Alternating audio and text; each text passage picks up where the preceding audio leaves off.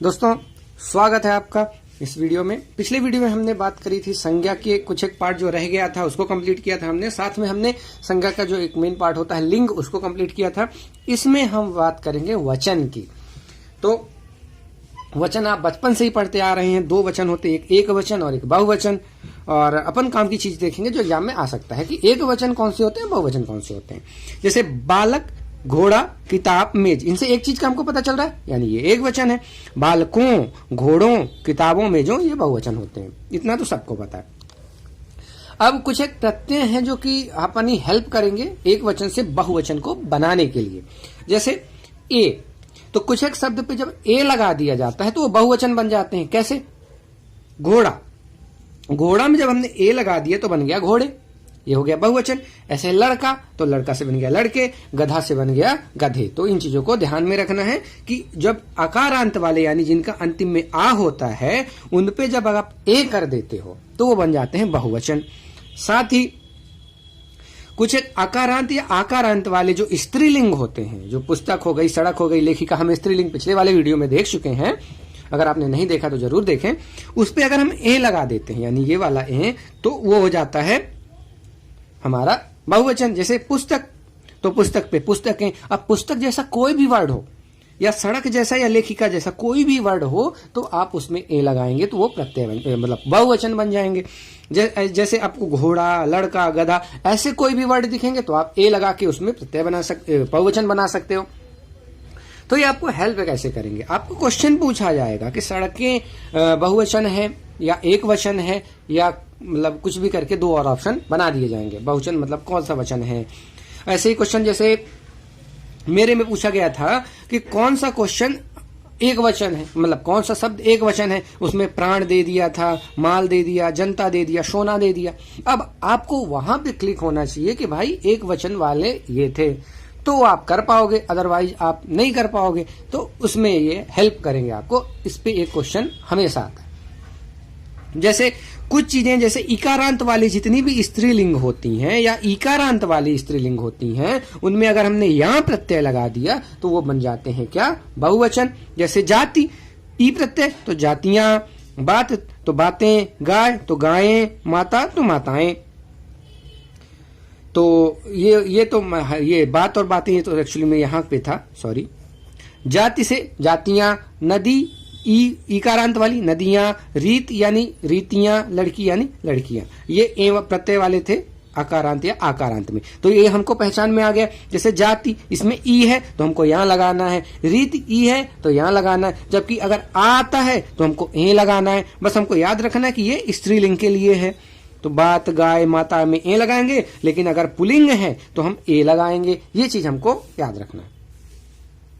अब जैसे कुछ चीजों पे ओ लगाने पे भी प्रत्यय पे वो बहुवचन बनता है। जैसे कथा से कथाओं, साधु से साधुओं, माता से माताओं, बहन से बहनों। तो ये थोड़े से याद रखने पड़ेंगे क्योंकि कुछ चीजें तो याद रखनी ही पड़ेंगी। हिंदी की ग्रामर है और जो कॉन्सेप्ट वाली चीजें मैंने कोशिश करी है बहुत अच्छे से समझाऊं, पर जो याद करना है वो तो याद ही करना है। बस हाँ, याद करते समय बस ये याद रखना, बस ऐसे मत पढ़ लेना कथा से कथाओं, साधु से साधुओं, माता माताओं। कथा का कथाओं होगा, आप थोड़ा सा सोचो इसके बारे में। माता का माताओं होगा, उसके बारे में आप थोड़ा सा सोचो। बहन का बहनों होगा, तो उसमें क्या रहेगा, जब आप सोचे रहेंगे तो आपके दिमाग में बहुत अच्छे से बैठा रहेगा। वो जब भी ऑप्शन आएगा आप क्लियर बता पाओगे कि यार नहीं, बहन का तो बहनों होता है, बहने नहीं होता है। वो ऑप्शन में आपको बहने भी दे सकता है। ठीक है, अब आते हैं, ये तो ठीक थे, रूल थे। ये जो आपको एकदम रट लेने, इनसे क्वेश्चन ही, इन्हीं से क्वेश्चन आता है। तो आपको एकदम से रटे होने चाहिए ये कि कौन से वो शब्द हैं जो केवल और केवल बहुवचन में प्रयोग होते हैं। ठीक है, तो वो है प्राण, जो हमारे प्राण है। दर्शन, किसी का आप दर्शन करते हैं। आंसू, होश, बाल, जो हमारे बाल होते हैं, ये आपको याद होना चाहिए, हमेशा बहुवचन होता है। हस्ताक्षर, यही तो आप कंफ्यूज हो जाएंगे। हस्ताक्षर को आप हमेशा एक वचन मानेंगे क्योंकि हम तो एक ही हस्ताक्षर करते हैं, लेकिन हस्ताक्षर हमेशा बहुवचन में यूज होता है। ऐसे ही बाल हमेशा बहुवचन में, होश हमेशा बहुवचन में, आंसू, दर्शन और प्राण, ये जो 6 शब्द हैं, और भी शब्द हैं लेकिन स्टैंडर्ड यही शब्द हैं जो सबसे ज्यादा पूछे जाते हैं, बुक में इतने ही मिलते हैं। ये हमेशा और हमेशा बहुवचन होंगे, आप इनको एकदम रट लो। अब ये हेल्प कैसे करेंगे? अगर आपको पता है कि 6 ये बहुवचन है, अब आपसे क्वेश्चन में पूछा जाता है कि एक दे दिया शब्द कि इन 4 में से कौन सा एक वचन है, अब उन 3 में से वो यहां से मिल जाएंगे या 2 भी मिल जाएंगे, तो आप ये एलिमिनेट कर पाओगे यार ये तो बहुवचन है, ये तो गए, ये तो हो ही नहीं सकते, और एक और चला जाएगा तो बच गया एक, तो हमारा आंसर होगा। अगर 2 में भी आप नहीं कर पा रहे तो फिर तो तुक्का, 50-50, नो निगेटिव मार्किंग। आगे बात करते हैं कुछ एक शब्द जो होते हैं जो एक वचन होते हैं हमेशा, वो कौन से, ये भी हमको 5 ये याद रखने। एक तो माल, जनता, इस पे बहुत कंफ्यूजन हो सकता है। जनता सदैव एक वचन होती है, ये आपको याद रखना है। अगर यहां गड़बड़ करे तो आप बिल्कुल बिल्कुल बिल्कुल फंस जाओगे, ठीक है, क्योंकि जनता तो हम हमेशा मानेंगे ना बहुत सारे लोग हैं। सामान, सामग्री, सामग्री भी बहुत सारी होती है लेकिन हमेशा एक वचन में यूज होती है। क्यों यूज होते हैं? क्योंकि ये कलेक्टिव नाउन है और कलेक्टिव नाउन को हम एक वचन में यूज करते हैं। सोना, मटेरियल नाउन, ये भी एक वचन में आते हैं। तो आपको याद रखना कलेक्टिव नाउन, मटेरियल नाउन, ये भी कलेक्टिव नाउन ही है, यानी कि समूहवाचक संज्ञा। तो ये जो समूहवाचक संज्ञा ज्यादातर एक वचन में आती है। ये देखिए आपको ये भाव वाले दिख रहे हैं, प्राण, दर्शन, होश, ये कुछ भाव वाली। तो आप ऐसा भी बना सकते हैं कि ज्यादातर जो भाव, अगर कुछ नहीं समझ में आ रहा, आपको नहीं पता चल रहा, तो भाववाचक जाएंगे बहुवचन में और एक वचन में जाएंगी कौन सी, ये मटेरियल वाले और साथ में कलेक्टिव वाले। अब आते हैं, ये मतलब आप घोट के पी जाइए वाला टाइप है, आप बिल्कुल, क्योंकि इस पे क्वेश्चन मिलेंगे। जो भी आदरणीय व्यक्ति हैं वो हमेशा और हमेशा बहुवचन में होता है। पिताजी, अब यही गड़बड़ करोगे आप, पिताजी को आप बहुवचन कैसे सोचोगे? तो आपको ये पता होना चाहिए जितने भी आदरणीय हैं, जैसे पिताजी हो गए, तुलसी जी हो गए, आप हो गए, आदरणीय से लेके कुछ भी मिल गया, उससे रिलेटेड बहुत सारे आदरणीय वाक्य होते हैं, शब्द होते हैं, कुछ भी आदरणीय मिले वो हमेशा क्या होगा, बहुवचन। अब आप आई थिंक तैयार हो आप वचन के क्वेश्चन करने के लिए। कोई भी क्वेश्चन आप अटेम्प्ट करो, आप गलत नहीं करोगे, बस ध्यान से देखिए। एक और चीज, जैसे एग्जाम्पल में दे देता है वहां अनेकों लोग थे, तो अनेकों नहीं होता, अनेक होता है बहुवचन। तो ऐसे क्वेश्चन में इरर वाले में आते हैं, 4 स्टेटमेंट में आपको इरर ढूंढनी होती है, उनमें से एक सेंटेंस होगा ये, तो आपको यहां पकड़ लेना है कि अनेकों गलत है, अनेक सही होता है, ठीक है। आई थिंक वचन आपको समझ में आया होगा। अब आते हैं हम संज्ञा का जो लास्ट टॉपिक है और सबसे ज्यादा इंपॉर्टेंट टॉपिक है, कारक। टोटल 8 तरह के कारक होते हैं, ये तो आपने सुना ही होगा। सबसे पहले हम समझते हैं कारक होते क्या हैं। तो संज्ञा या सर्वनाम जो भी वाक्य होते हैं उनका अन्य पदों से जो संबंध बताता है वो होता है कारक। कैसे? राम ने रावण को बाण से मारा। अब देखिए, राम और रावण ये संज्ञा हो गए, ये भी एक संज्ञा हो गई, ये क्रिया हो गई। तो संज्ञा या सर्वनाम का कोई अन्य पद यानी क्रिया से जो संबंध बता रहा है वो कौन है? कारक। तो राम की रावण से संबंध बता रहा है ना, कर्ता का कर्म से। तो राम ने रावण को बाण से मारा, तो ये जो को एक बीच में विभक्ति लगी हुई है इसको हम बोलते हैं कारक चिन्ह, जो संबंध बता रहा है, ठीक है। जब भी आप क्वेश्चन पूछो किसने किसको मारा, तो राम ने रावण को मारा, तो ये को जो है ये कारक चिन्ह होता है। कुछ एक स्टैंडर्ड कारक चिन्ह है 8, ये हमको याद रखने हैं, बिल्कुल रट जाने चाहिए। कर्ता, कर्ता के साथ हमेशा ने आता है। अब ये क्यों आता है? क्रिया को संपन्न करने वाला कर्ता कहलाता है। जैसे राम ने रावण को मार दिया, तो राम जो है मारने वाले हैं, तो हमेशा राम के साथ ने ही आएगा। या सीता ने राम को छोड़ दिया, ऐसा, या राम ने सीता को छोड़ दिया, या मैंने आपको मार दिया, तो मैं के साथ ने आ गया। तो जब भी कर्ता जो काम करने वाला होता है उसके साथ हमेशा ने आ ही जाता। आप कोई भी एग्जांपल लेके देख लो तो इसीलिए मतलब जब भी लिखा जाता है तो कर्ता के साथ ने लिखा जाता है। कर्म के साथ को आता है जनरली, कभी ए या ए भी आ सकता है, वैसे बहुत कम मिलते हैं, बहुत कम। आपको को याद रखना है, ए तो बस एक्स्ट्रा है। कभी पूछ लिया कि कर्म के साथ इन 4 ऑप्शन दे दिए, इनमें से कौन सा विभक्ति नहीं आती, उसके लिए है, ठीक है। एक और विभक्ति इनमें आती है, ये आता है, आपको ये भी थोड़ा सा याद रखना है। तो कर्म को, तो राम ने रावण को मारा, तो देखिए कर्म कौन सा होता है? क्रिया का जिस पे प्रभाव पड़ता है। तो राम ने रावण को बाण से मारा, राम ने क्या किया? मारा। तो मारने का प्रभाव, मरेगा कौन? रावण। तो रावण पे मारने का प्रभाव पड़ रहा है, इसलिए राम हो गया यहाँ, रावण हो गया यहाँ पे कर्म। तो ये को विभक्ति से आता है, रावण को, तो को से ये कर्म हो गया। करण, करण मतलब होता है जिस चीज से कोई काम किया जाता है। तो यहां किससे मारा गया था? बाण से, तो यहां हो जाएगा करण से। तो आपको एक दो बार आपको से दिखेगा, इन दोनों में अंतर हम अभी समझेंगे। तो करण से के साथ होता है से और के द्वारा।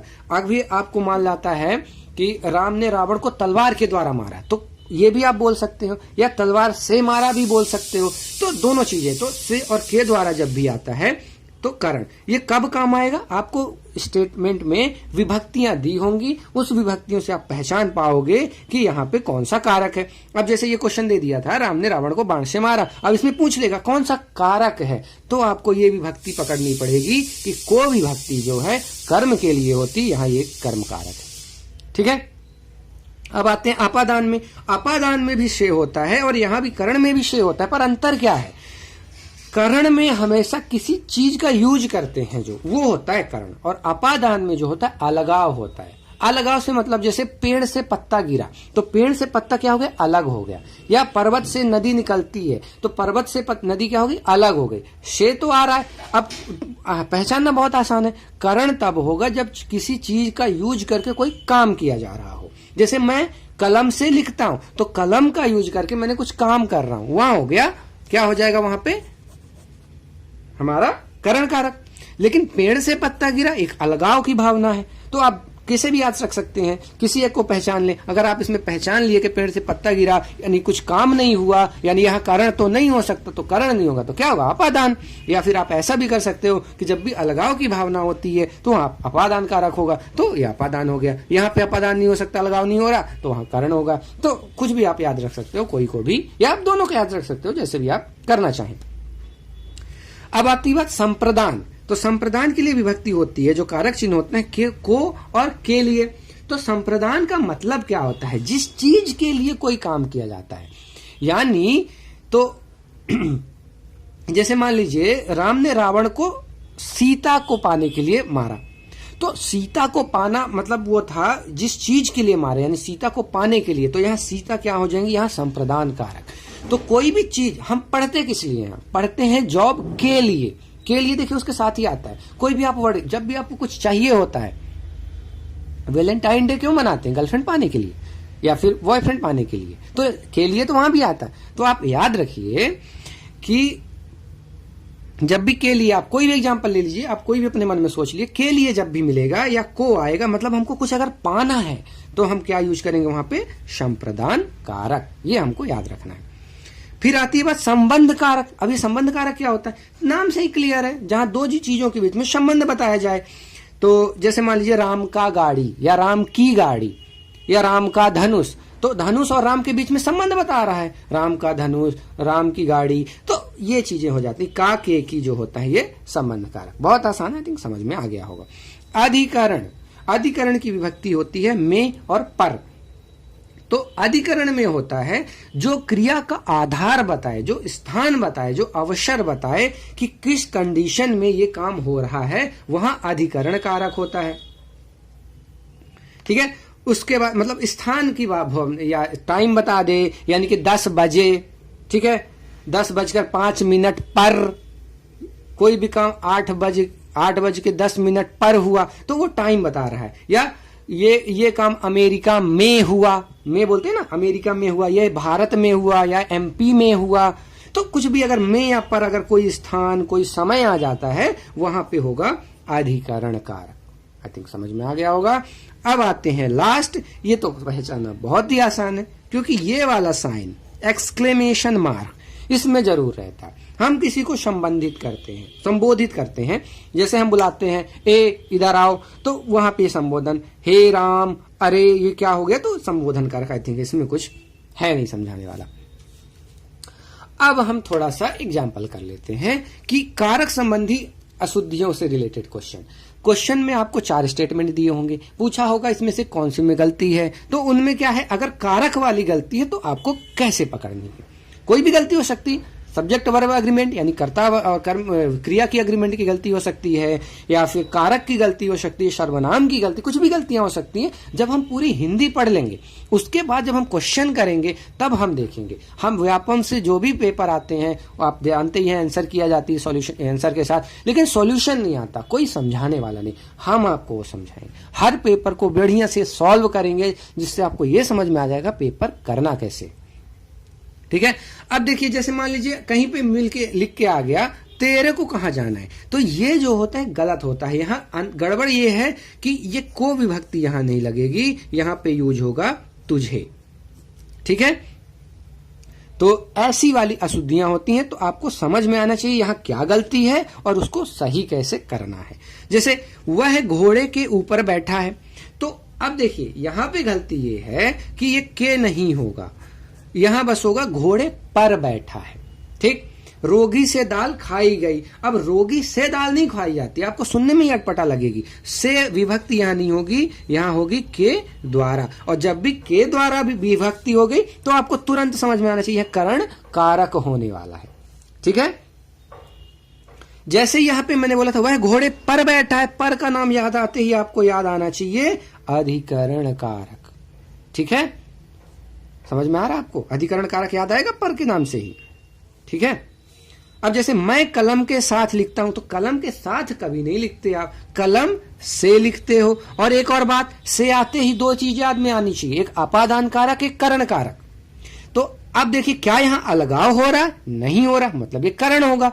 या फिर आप उल्टा भी सोच सकते हो, यहां किसी चीज से काम हो रहा है, हाँ भाई कलम से काम हो रहा है, तो ये करण कारक, सिंपल है। मुझे कहा गया था, इसमें गलती ये है मुझे नहीं होता, मुझ से होता है। फिर से की बात आई तो मुझे से कहा गया था, तो यहां पे करण होगा क्योंकि अलगाव जैसी कोई चीज है नहीं यहां पे। ऐसे ही क्वेश्चन गड़बड़ होते हैं क्योंकि आपको यहां पे समझ में नहीं आ रहा काम हो रहा है क्या, काम जैसा समझ में नहीं आ रहा, तो आपको अपादान वाले में देखना पड़ेगा क्या कोई अलगाव हो रहा है, नहीं अलगाव तो नहीं हो रहा, ये पक्का है, तो यहां से सीधी बात है करण होगा। करण आपको समझ में आए ना, पर अपादान तो समझ में आ गया बस। लड़का मिठाई को रोता है, अब भाई मिठाई को नहीं होगा, मिठाई के लिए होगा, और के लिए याद आते ही आपको संप्रदान कारक याद आना चाहिए।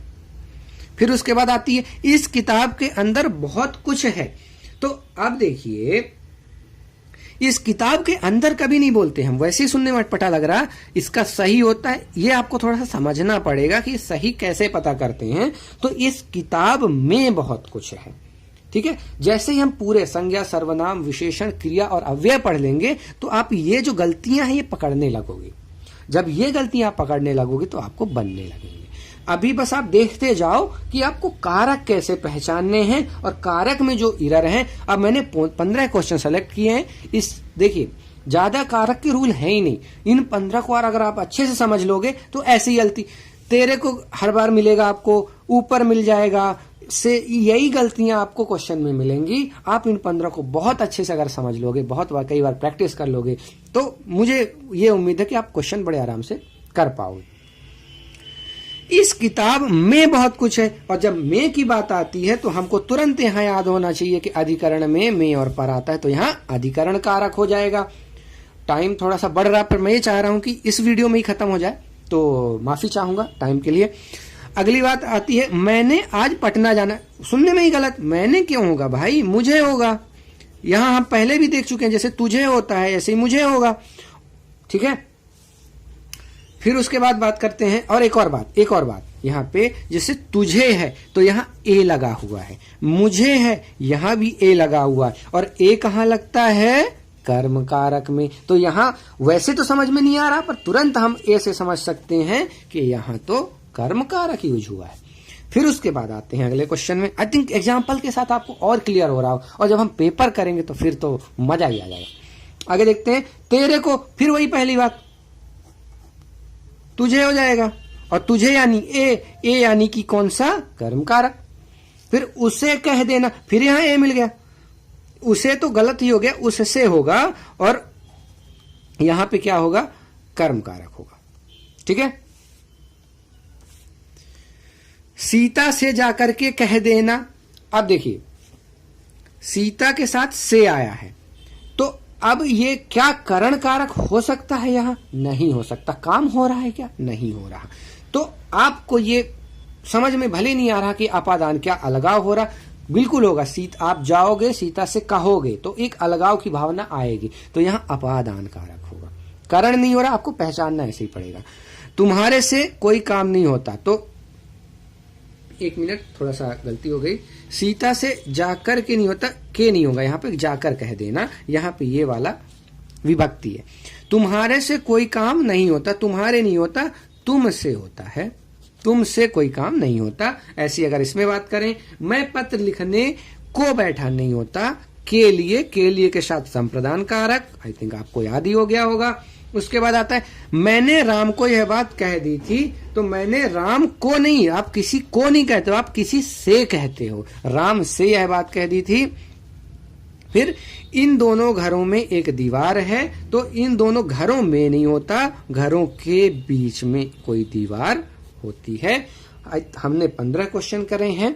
आई थिंक अब आपको अच्छे से कारक समझ में आ गया होगा। टोटल 8 कारक होते हैं, कौन सा कारक कब यूज होता है आपको समझ में आ गया होगा। तो अब आप अच्छे से क्वेश्चन कर पाओगे। यहां से हमारा संज्ञा चैप्टर कंप्लीट होता है। अब अगले चैप्टर में हम सर्वनाम पढ़ेंगे। आप कमेंट जरूर करें कुछ चीज अगर आपको नहीं समझ में आई है, क्योंकि कमेंट से हमको पता चलता है कि भाई कहां हमने गलती कर दी। हो सकता क्या है कि एक वीडियो पूरे फ्लो में हम बनाते हैं पूरा 20 मिनट, तो हो सकता है कभी कभी गलत निकल जाता हो मुंह से, तो उसके लिए सॉरी। और अगर कोई निकल जाता है तो आप जरूर बताएं हमें, हम उसको सुधारने की कोशिश करेंगे। अगर कुछ चीज नहीं समझ में आती तो वो भी हमको बताएं। और किसी भी सब्जेक्ट में आपको दिक्कत हो, मैथ, रीजनिंग, वो भी आप हमको बताएं, हम तुरंत उसको सॉल्व करके आपको पहुंचाएंगे। आपको एक वीडियो बना के देंगे जिससे आपको अच्छे से समझ में आएगा। तो तब अगले वीडियो तक के लिए धन्यवाद। उम्मीद करते हैं आपको ये वीडियो पसंद आया हो।